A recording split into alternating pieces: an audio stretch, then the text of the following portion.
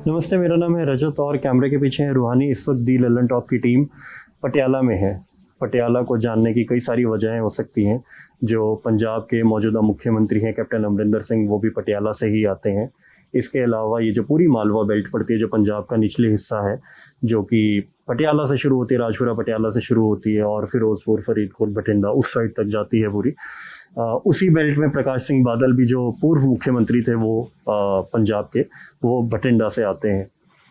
इसके अलावा जो ज़रूरी चीज़ है पटियाला की, वो ये है कि यहाँ पर एक राजेंद्रा हॉस्पिटल है। इस राजेंद्रा हॉस्पिटल को बड़े बड़े शब्दों में इसलिए पढ़ना चाहिए और समझना चाहिए कि जब कोविड की सेकेंड वेव आई और दूर दराज इलाकों से, जहाँ पर ऑक्सीजन नहीं मिल रही थी या लाइफ सपोर्ट चाहिए था, इस तरह की कोई भी सुविधा चाहिए थी, और देश की राजधानी जब दिल्ली में किल्लत आ पड़ी, तो लोगों ने पंजाब का रुख करना शुरू किया था। तो या तो वो चंडीगढ़ की तरफ गए या वो राजपुरा पटियाला की तरफ आए और इधर से पंजाब एंटर करे। चंडीगढ़ में कुछ एक केसेस ये देखने को मिले कि वहाँ कहा गया कि जो बाहर के लोग आ रहे हैं शायद उनको एडमिशन नहीं मिल रही है, आधार कार्ड दिखाना पड़ रहा है। अगर वो चंडीगढ़ या ट्राई सिटी के लोग हैं तभी उनको एडमिशन मिल रही है। लेकिन ऐसा राजेंद्रा हॉस्पिटल के लिए सुनने में नहीं आया, और राजेंद्रा हॉस्पिटल का नाम लोग उतने ही गर्व से लेते हैं जितना यहाँ के लोकल लोग इतने ही गर्व से लेते हैं जितना शायद एम्स के लिए या पीजीआई के लिए लेते हैं। तो इस वक्त मैं राजेंद्रा हॉस्पिटल में ही बैठा हूँ। यहाँ के एमएस हैं, हम उनसे बात करेंगे और जानेंगे पूरा मैकेनिज्म, किस तरह से उन्होंने सेकंड वेव को डील किया, और जो आने वाले वक्त में बोला जा रहा है कि थर्ड वेव आई हुई, उसके लिए इनकी क्या तैयारी है।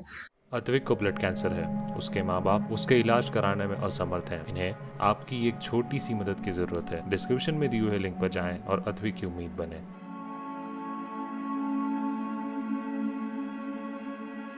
सर, सबसे पहले आप अपनी इंट्रोडक्शन दे दीजिए, अपना नाम बता दीजिए। मैं doctor Harnam Singh Rekhi, medical superintendent government Rajendra hospital Patiala.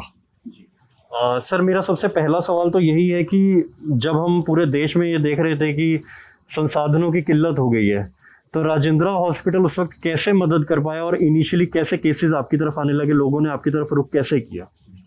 जब ये सेकंड वेव आई है ना, खास तौर के ऊपर बहुत सारा आपने देखा होगा मीडिया में ऐसा आ रहा था कि कहीं पर ऑक्सीजन की कमी हो रही है, कहीं पर बेड्स की कमी हो रही है।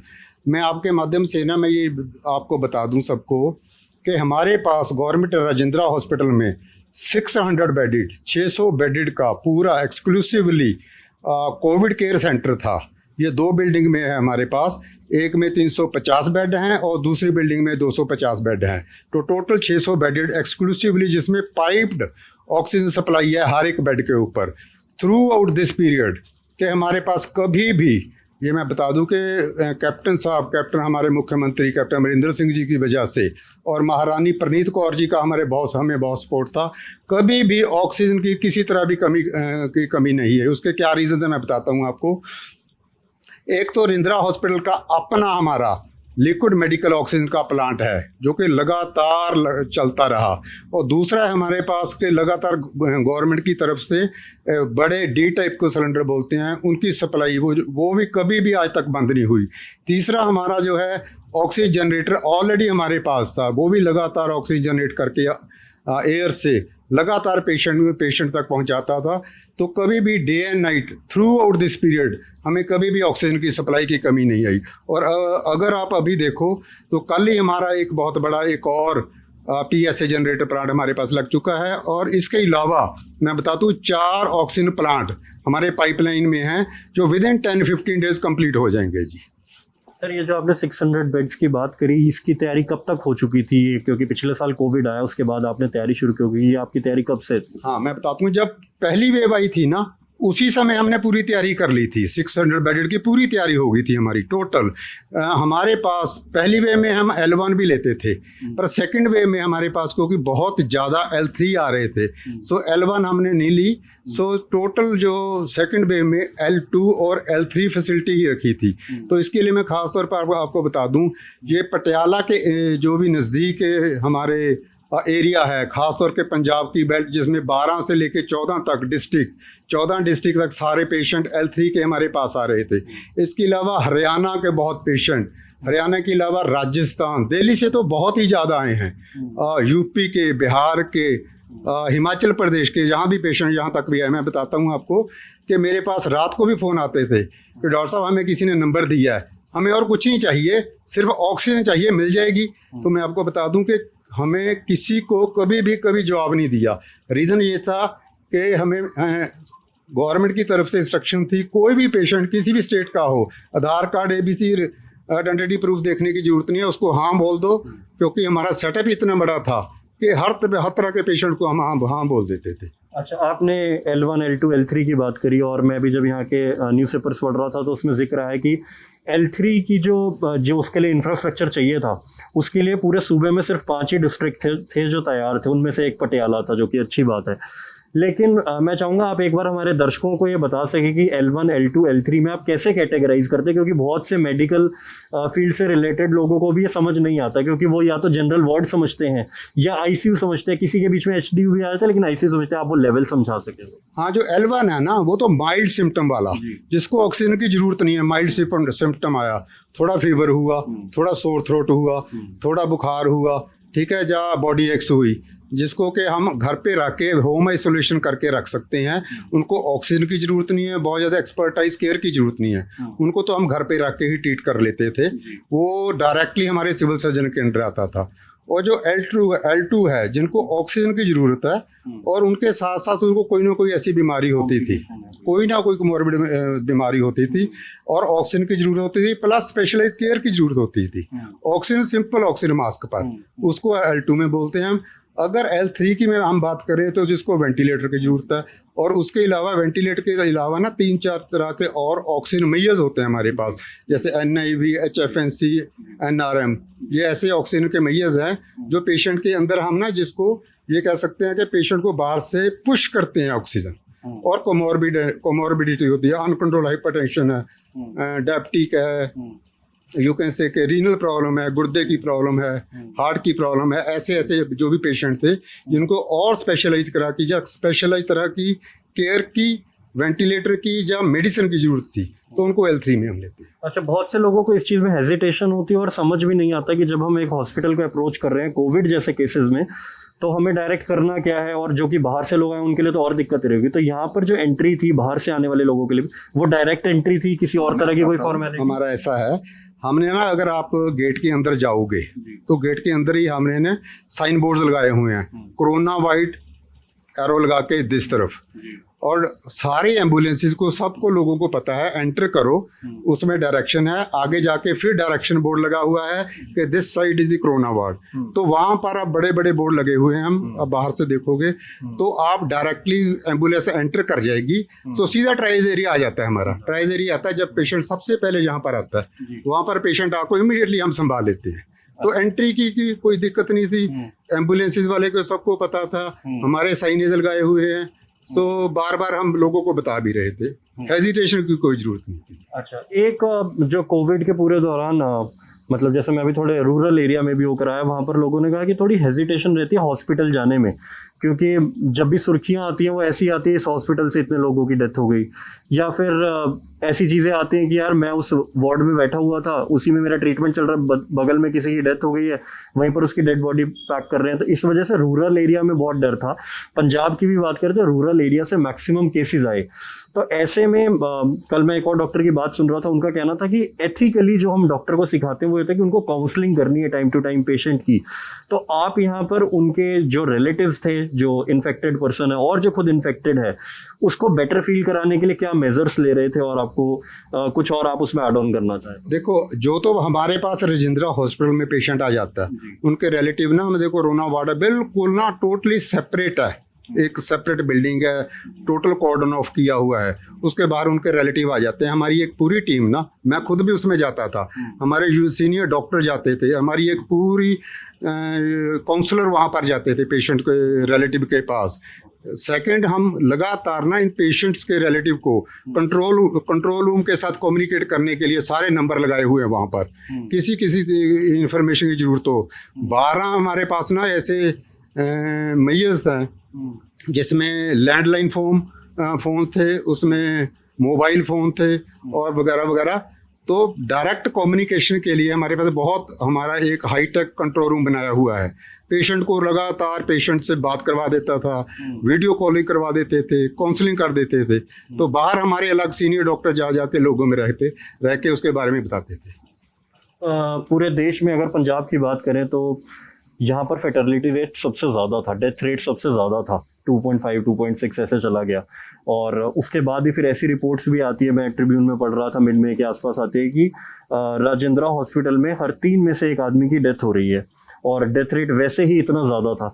ऐसे टाइम में आपको क्या लगता है कि ऐसा क्यों हो रहा था? एक तो ओवरऑल पंजाब का भी, और जो ये रिपोर्ट भी आई कि राजेंद्रा हॉस्पिटल में ऐसा हो रहा है, जबकि इसकी रेपो तो ऐसी है कि यहाँ पर मैक्सिमम लोग ठीक हो रहे हैं, तो क्या आपको कारण लगते हैं? हाँ, ये भी मैं बताता हूँ आपको, अपने माध्यम से लोगों को भी बताता हूँ। देखो, हमारी ना इस समय 400 मैक्सिमम हमारे पास पेशेंट आए। मेनली उसमें ना 300 L3 वाले थे, बहुत सिक पेशेंट थे। ये जो L3 300 पेशेंट थे ना, ये इनका रीज़न ये था कि ये लोग हमारे पास लेट आए। इवन क्या टेल यू, एक दिन में 5-5 6 से ब्रॉड डेड हमारे पास आ रहे थे, पेरीफ्री से, एम्बुलेंस से उतरे या एम्बुलेंस में ही डेथ हुई थी, तो लेट आ रहे थे। घर पे ही अपने लेवल के ऊपर ट्रीटमेंट लेते थे, क्वैक से पास चले जाते थे। और एक हमारे ना थोड़ा सा ये भी है, लोग समय कुछ भी हो गया ना तो ये कहते हैं कि टाइफाइड हो गया, टाइफाइड की दवाई ले लो। ये बहुत लोगों में ऐसा है, तो ये अपने हिसाब से कोई एक्सपर्ट है भी हमें टाइफाइड हो गया दवाई दे दो। ऐसे ऐसे ना बहुत ज़्यादा पेशेंट जो लेट आते थे, वैक्सीन नहीं करवा रहे थे। ऐसा भी बहुत हुआ था इनिशियली कि लोग वैक्सीन नहीं करवा रहे थे। एक भी पेशेंट हमारे पास ऐसा नहीं जिसकी डेथ हुई और 2 वैक्सीन डोज लिए हों। सो वैक्सीन के साथ बहुत ज़्यादा प्रोटेक्शन, ऑलमोस्ट 90 to 95% हुई है। मैक्सिमम डेथ्स ऐसी हुई है जिन्होंने वैक्सीन करवाई हुई नहीं थी, और जिन्होंने वैक्सीन कराई किसी की डेथ नहीं हुई है। मेरे हॉस्पिटल में, राजेंद्रा हॉस्पिटल में, एक भी डेथ डॉक्यूमेंटेड नहीं है जिसने दोनों डोजेज वैक्सीन की ले ली हों। सो वैक्सीन ना करवाना, लेट आना, घर पे इलाज करना और क्वैक्स के पास चले जाना और डरना कि हॉस्पिटल में जाएंगे हम अकेले रह जाएंगे, ये भी एक बहुत बड़ा फैक्टर था। वहाँ जाएंगे, चेक करवाएंगे तो इमीडिएटली सेपरेट हो जाएंगे, फैमिली से सेपरेट हो जाएंगे। सो 5-6 ऐसे रीज़न थे कि इसलिए पेशेंट हमारे पास ऑलरेडी सिक आते थे। सिक आने की वजह से, L3 की वजह से, हाँ बिल्कुल, सिक आने की, लेट आने की वजह से डेथ रेट ज़्यादा है। अदरवाइज किसी भी हॉस्पिटल में आपको गारंटी दे दूं मैं, 300 L3 की फैसिलिटी या 300 L3 बेड्स, 300 L3 पेशेंट किसी के पास नहीं थे। और यस, एक और है कि जो पेरीफ्री पे हमारे कॉर्पोरेट सेक्टर या प्राइवेट हॉस्पिटल वाले हैं, जब पेशेंट बहुत सिक हो जाता था, उनको पता लगता था, वो भी कहते थे जी अभी इसको ले जाओ, वो भी हम संभालते थे, क्योंकि हमें इंस्ट्रक्शन ही ऐसी, कोई भी पेशेंट आ जाए, कभी भी आ जाए, इमीडिएटली हमने संभालना है। So these were the major factors, 6-7 factors. The CFR was very high. Sir, आपको तमाम लोग देख रहे होंगे, सुन रहे होंगे, अगर आप उनको कोई सलाह देना चाहे इस एवज की, राजेंद्रा हॉस्पिटल ने जैसा एग्जांपल सेट किया है आपके अकॉर्डिंगली कि वहाँ पर इंफ्रास्ट्रक्चर अच्छा है, कोऑर्डिनेशन लोगों में अच्छा, उनकी काउंसलिंग हो रही है, तो आप बाहर के लोगों को या जो भी कंसर्न अथॉरिटीज़ है उनको कोई मैसेज देना चाहे यहाँ के एग्जाम्पल के? हाँ, मैं ना आपके माध्यम से लोगों को ये भी बताना चाहता हूँ कि हमारे पास अभी right from the day zero के मैक्सिमम सबसे बढ़िया वर्ल्ड क्लास फैसिलिटी, हर तरह की मेडिसन, ऑक्सीजन की कभी कमी आई ही नहीं। एक दिन भी ऐसा नहीं हुआ कि ऑक्सीजन की कमी आई। और हमारे ना एक इंटरनेशनल लेवल का एक्सपर्ट ग्रुप है, उसके 2 मेंबर फॉर्चुनेटली हमारे हॉस्पिटल के हैं जी, जो सीनियर मोस्ट हमारे कंसल्टेंट है। One is from medicine department and second one is from pulmonary department. ये दोनों एक्सपर्ट ग्रुप के इंटरनेशनल मेंबर हैं। सो हर रोज़ शाम को VC में हर एक केस डिस्कस होता है, लेटेस्ट ट्रीटमेंट डिस्कस होती है, लेटेस्ट गाइडलाइन डिस्कस होती है। जो भी गाइडलाइन इंटरनेशनल लेवल के ऊपर बनती है, सो हम इमीडिएटली नेक्स्ट डे उसको इम्प्लीमेंट कर देते हैं। और किसी तरह भी कोई भी की मेडिसिन जो लेटेस्ट हो, वो ऐसा कभी नहीं हुआ कि हमारे पास शॉर्टेज हुई हो। मेडिसिन तो ऑक्सीजन एक तरफ है, मेडिसिन क्योंकि हमें पंजाब गवर्नमेंट की तरफ से, हमारे चीफ मिनिस्टर साहब की तरफ से खुला है कि जब भी जो भी चीज़ की ज़रूरत पड़े इमीडिएटली हमें सप्लाई हो जाती है। आज शाम को ज़रूरत पड़ी, फ़ोन के ऊपर मेरे पास आ गई। सो किसी तरह की बेड की कमी नहीं है, ऑक्सीजन की कमी नहीं है, डॉक्टर्स की कमी नहीं है और मेडिसिन की कमी नहीं है। सो हमारे पास आओ, सफिशिएंट बेड हैं, सबसे बढ़िया ट्रीटमेंट है, ये मेरी गारंटी है।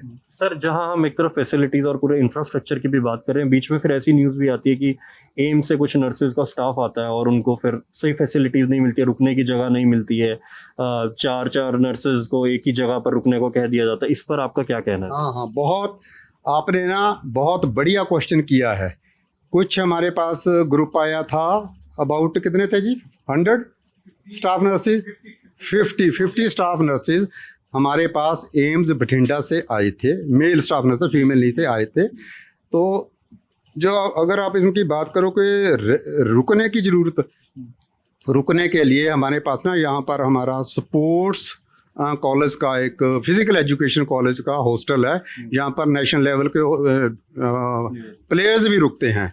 नो डाउट उनके रूम में एक एक रूम में 4-4 बेड्स थे। अल्टीमेटली हमने उनको ना, अभी वो दूसरे दिन ही भाग गए, हमने उनको बोला था कोई नहीं, कोशिश करेंगे एक एक रूम में 2-2 बेड लगा देंगे। ऐसा कुछ नहीं है कि फैसिलिटी अच्छी नहीं थी। और दूसरी उन्होंने बोला था खाने का, खाना मैंने प्रिंसिपल साहब ने, मेरे डिप्टी ने, हमने खुद चेक किया कि बहुत बढ़िया खाना था जी। ऐसी कोई बात नहीं है कि फैसिलिटी की कोई कमी थी।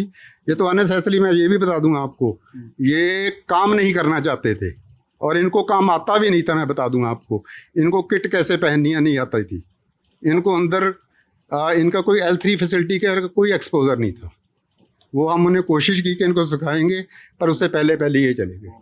सर मेरा लास्ट क्वेश्चन है आपसे, कह रहे हैं कि थर्ड वेव आ सकती है, अगस्त सितंबर इस बीच कभी भी आ सकती है, और जो सबसे ज़्यादा बच्चों को ही शायद हिट करेगी ऐसा कहा जा रहा है, उसको लेकर आप लोगों की क्या तैयारी है? इसके लिए ना हमारा एक एक्सक्लूसिवली अबाउट अभी 50 बेडेड का, that is likely to be increase to 100 bedded, एक बच्चों का एक्सक्लूसिवली हमने, हमारी जो एक बिल्डिंग है 8 मंजिली एक बिल्डिंग है, उसमें जो 4th फ्लोर है उसको मैं एक्सक्लूसिवली पेडियाट्रिक वार्ड हमने कन्वर्ट कर देंगे।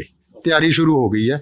उसके लिए सारा जो भी मेडिसिन इक्विपमेंट या इंफ्रास्ट्रक्चर हमारे पास है, कुछ भी ज़रूरत है, सारा हमने लिख के मैं सरकार को भेज दिया है। आज 4 बजे उसकी VCV है, तो अब मुझे लगता है 1-2 दिन में सारा सामान आ जाएगा।